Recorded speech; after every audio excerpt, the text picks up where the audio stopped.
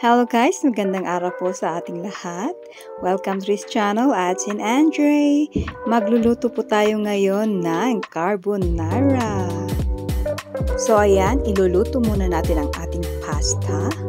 And habang naluluto ang ating pasta, medyo mag-view muna tayo dito sa labas para medyo maaliw tayo. Ayan, malapit nang maluto ang ating pasta.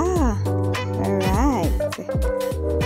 Pagkatapos maluto ang ating pasta, i-separate muna natin ito at iluto na natin ang ating sauce. So ayan, kasalukuyan natin ginigisa ang ating onions at mushrooms.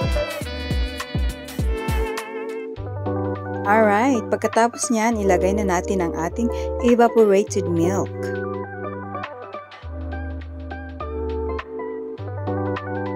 Then, ilagay na din natin ang ating cream. Jolly cream of mushroom soup.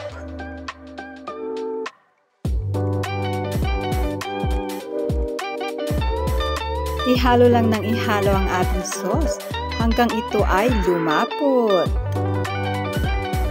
Tapos, lagyan natin ng salt at pepper, pampalasa. And then, lagyan natin ng cheese. Yan, para mas malasa. Ihalo lang natin ng ihalo ang ating sauce para hindi ito dumikit, lalo na't nilagyan natin ito ng cheese. Yan, ganyan kadali po gumawa ng carbonara. So ito na ang ating carbonara. Yummy! Thank you for watching guys! Bye!